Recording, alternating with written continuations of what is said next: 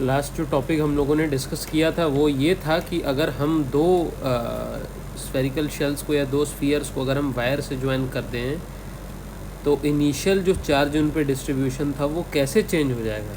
Charge अपने आप को रीडिस्ट्रीब्यूट कर लेगा तो वो किस तरीके से चेंज हो जाएगा। Now this is what we want to discuss. Okay, तो क्या बात बताया था हम लोगों ने दैट इनिशियली जब शुरू की जब बात रहती है, इनिशियली मान लीजिए एक हमने दो स्फेरिकल शेल्स लिए हैं, रादर दो स्फीयर्स ले लिए हैं, ठीक है। एक पे चार्ज 2q है और इस पर चार्ज 3q है इनिशियली।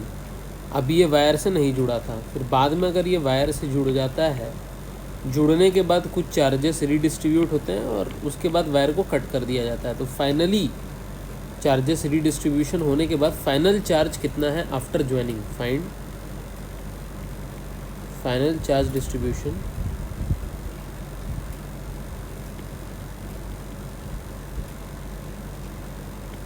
आफ्टर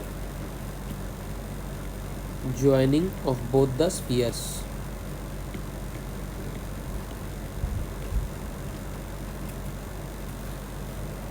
ठीक है, तो इसको कैसे करेंगे बताया था ना कि क्या होता है जब ज्वाइन करते हैं, ज्वाइन जैसे कर दिया तो दोनों के पोटेंशियल सेम हो जाएंगे, their potential becomes equal, their potentials become equal, उनके पोटेंशियल्स इक्वल हो जाएंगे। Once their potentials become equal, now what is to be done after this, what is to be done, एक बार अगर इनके पोटेंशियल्स को आप इक्वल कर देंगे then what is to be done, पहला इसको फाइनल चार्ज डिस्ट्रीब्यूशन को आप ले लीजिए, इस वाले को ले लीजिए Q1, दूसरे को ले लीजिए Q2, ठीक है। हम लोगों ने ले लिया, let final charge distribution charges be Q1 and Q2, ठीक है। तो Q1 स्मॉल वाले स्फीयर के लिए चार्ज रहेगा और Q2 दूसरे वाले स्फीयर के लिए रहेगा। तो पहला है कि चार्ज कंजर्वेशन यूज़ कर देंगे, चार्ज कंजर्वेशन। चार्ज कंजर्वेशन से क्या है, जो इनिशियल सम ऑफ चार्जेस थे 2q + 3q, ये फाइनल सम ऑफ चार्जेस हो जाएंगे जो कि Q1 + Q2 हो जाएगा। इसका मतलब Q1 + Q2 कितना आ जाएगा, Q1 + Q2 will come out to be equal to 5q। So this will be equation 1। Now talking about this equation 2, अभी क्या होगा, अभी क्या होगा कि फाइनल पोटेंशियल जो बेटा जी जो है, final potential of charge A, तो इनर शेल और आउटर शेल, तो let V1 is equal to final potential of inner shell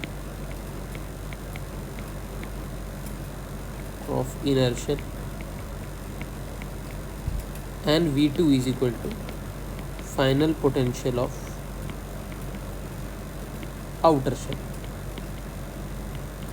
ठीक है।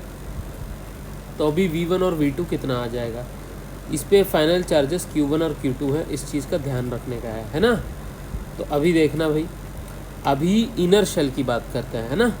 तो इनर शेल पर तो Q1 चार्ज है ही, तो उसके वजह से V1 कितना आ जाएगा, V1 will become equal to KQ1 upon जो इनर शेल का जो रेडियस है अपॉन A, ठीक है ना। अभी ख़त्म नहीं हुआ है, इस शेल के बाहर भी तो कोई चार्ज है जो कि है Q2, इस शेल के बाहर एक चार्ज है जो कि Q2 है, और distance of this Q2 charge from the centre of inner shell is B। Again note, ये जो Q2 चार्ज है इसको एक पॉइंट चार्ज की तरह कंसिडर कर लो कि मान लो एक Q2 चार्ज इधर है, तो इस स्फेरिकल शेल से ये B डिस्टेंस पर दूर है इसके सेंटर से, तो Q2 चार्ज के वजह से इसका पोटेंशियल हो जाए KQ2 अपॉन B।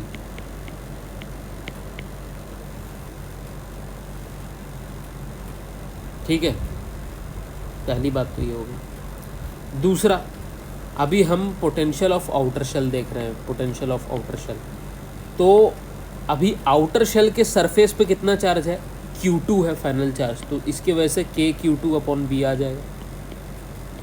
प्लस अभी इस स्फीयर के अंदर, शेल नहीं है ये स्फीयर है, तभी इसको आप समझो कि इस स्फीयर के अंदर क्योंकि शेल के सरफेस पर ही चार्ज रहता है, शेल के अंदर कुछ नहीं रह सकता, तो इसको मानो कि ये शेल ना हो करके ये स्फीयर्स है।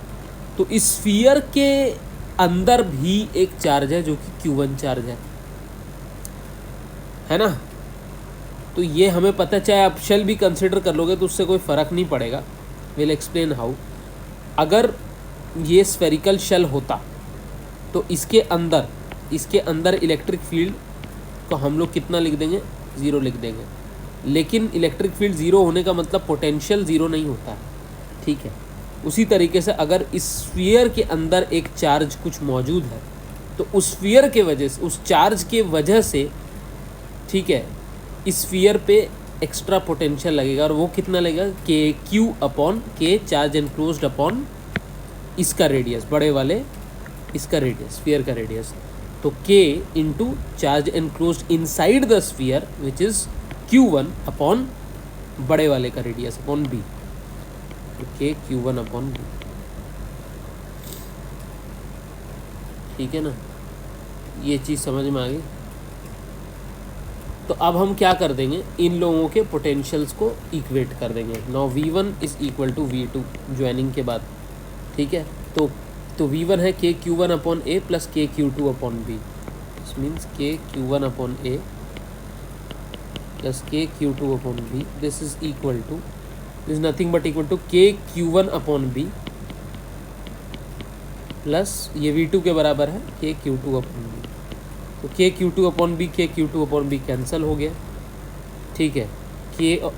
इसका मतलब फिर यहाँ पर आ गया K Q1 upon A, this is equal to K Q1 upon B, ठीक है। अब इस चीज़ से मुझे एग्जैक्ट कुछ मतलब सॉर्ट ऑफ समथिंग कुछ मिला मुझे।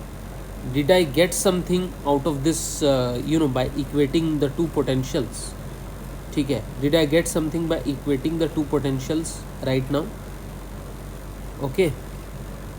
लेट अस सी,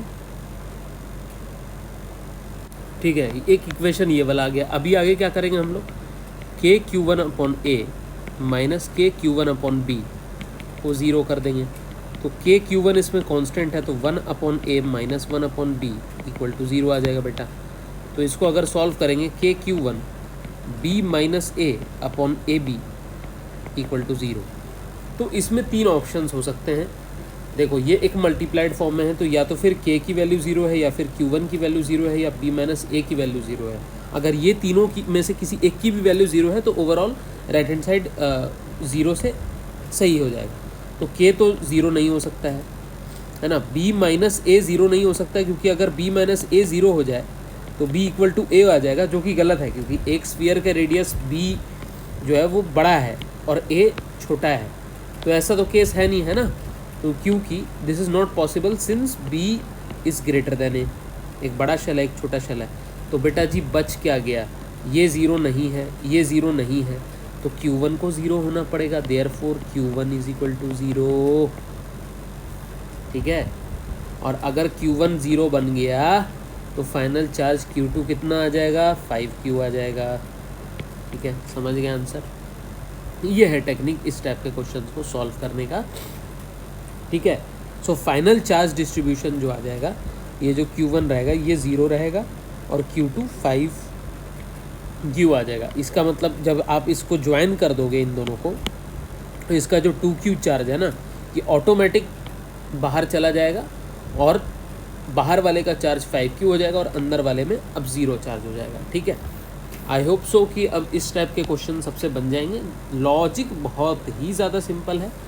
लॉजिक क्या कहता है कि वंस आपने किसी भी दो चीज़ों को ज्वाइन कर दिया, चाहे वो स्फेरिकल शेल हो चाहे कुछ भी हो, तो उन ज्वाइनिंग के बाद, उस कंडक्टर से ज्वाइन करने के बाद, the moment you join it, their potentials will become equal, and उनके पोटेंशियल्स को इक्वल करने के लिए चार्जेस विल बी रीडिस्ट्रीब्यूटेड। जो इनिशियल चार्ज डिस्ट्रीब्यूशन था वो आपस में रीडिस्ट्रीब्यूट ऐसे हो जाएगा कि इन दोनों के पोटेंशियल सेम हो जाए। तो इनके पोटेंशियल सेम बेटा जी तभी आ रहे हैं जब यहाँ पर 2Q चार्ज यहाँ पे फ्लो होकर के टोटल 5Q दे रहा है और यहाँ पर 0 चार्ज रह रहा है, then only the potential is coming out to be same, ठीक है। So this is how we can solve n number of questions in this. इसमें 3 स्फीयर्स भी बना सकते हो कॉन्सेंट्रिक, और फिर आप ये कर सकते हो कि एक शेल को, एक स्फीयर को दूसरे बाहर वाले स्फीयर से ज्वाइन कर दिया, बीच वाले को ग्राउंड कर दिया, उसका भी कॉम्बिनेशन हो सकता है। तो ऐसे बहुत सारे combinations are possible, but the basic crux is that after joining their potential should be same. ठीक है।